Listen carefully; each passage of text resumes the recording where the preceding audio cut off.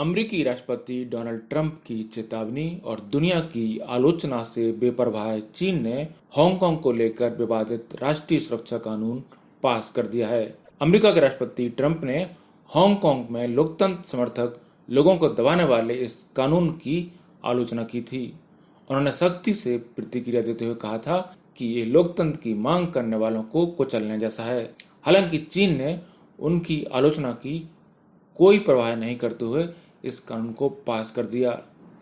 चीन की national people's Congress ने नए कानून के ड्राफ्ट को एक मत के मुकाबले 2878 मतों से मंजूरी दे दी। अब चीन के अधिकारी कुछ ही हफ्तों में हांगकांग में नया कानून लागू कर सकते हैं।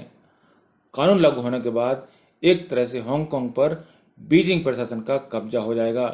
नए कानून के पास होने के बाद हांगकांग के अर्ध स्वायत्त स्थानीय विधान परिषद के अधिकार कम हो जाएंगे।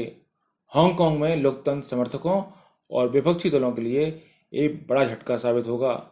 इसकी वजह से सड़कों पर उग्र हो रहे प्रदर्शन और तेज हो सकते हैं। हांगकांग की अर्थव्यवस्था पर इसका काफी बुरा असर पड़ सकता है। विरोध प्रदर्शनों की वजह से कंपनियां इस इलाके से भाग सकती हैं और ऐसा होना शुरू भी हो चुका है। इस एशियन फाइनेंशियल हब को काफी नुकसान पहुंच सकता है। अमेरिका ने हांगकांग को दिए गए स्पेशल ट्रेडिंग स्टेटस को खत्म कर दिया है। अब अमेरिका के लिए चीन और हांगकांग में ट्रेड और अन्य मामलों में कोई अंतर नहीं रह जाएगा। पर गौर करने की बात है कि ट्रंप प्रशासन यही नहीं रुकने वाला।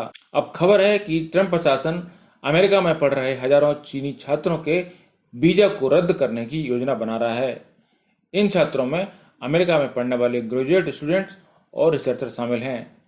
अमेरिका की पीपुल्स लिबरेशन आर्मी के मान्यता प्राप्त कुछ विश्वविद्यालयों के साथ करार हैं। अब इन छात्रों को अमेरिका से निकालने की तैयारी चल रही है। अमेरिकी मीडिया की एक रिपोर्ट के मुताबिक पहले चीन के कुछ कैटेगरी के छात्रों को प्रतिबंधित किया जाएगा। आपको बता दें कि अमेरिका में सबसे ज्यादा चीन के छात्र ही पढ़ाई कर रहे हैं। इसके बाद उनकी शिक्षा पर प्रतिबंध लगाया जा सकता है। इस तरह दोनों देशों में संबंध बद से बदतर होते जा रहे हैं। अमेरिका में महामारी से 1 लाख से ज्यादा लोगों की मौत होने की खबर के बीच अमेरिकी राष्ट्रपति डोनाल्ड ट्रंप ने कोरोना वायरस को लेकर एक बार फिर चीन पर आरोप लगाया है।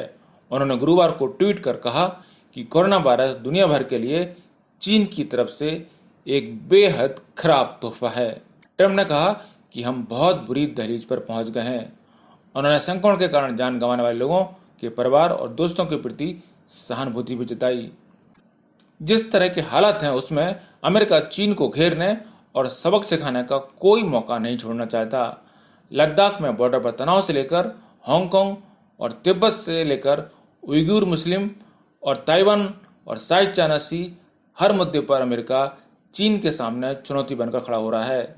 सिर्फ अमेरिकी राष्ट्रपति ट्रंप ही चीन के खिलाफ नजर नहीं आ रहे।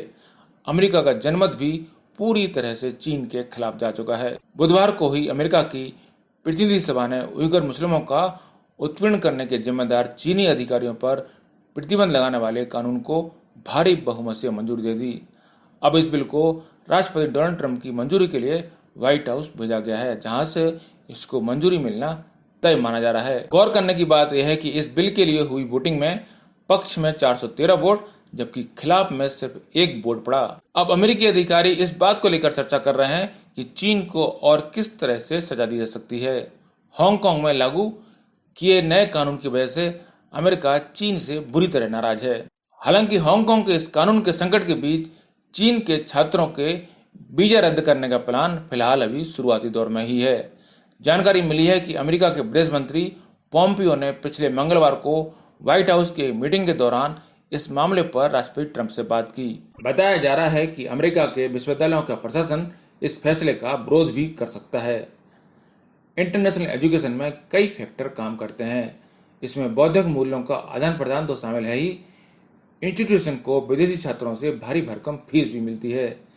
चीन के सबसे ज्यादा स्टूडेंट होने की वजह से विश्वविद्यालयों को काफी आर्थिक नुकसान हो सकता है।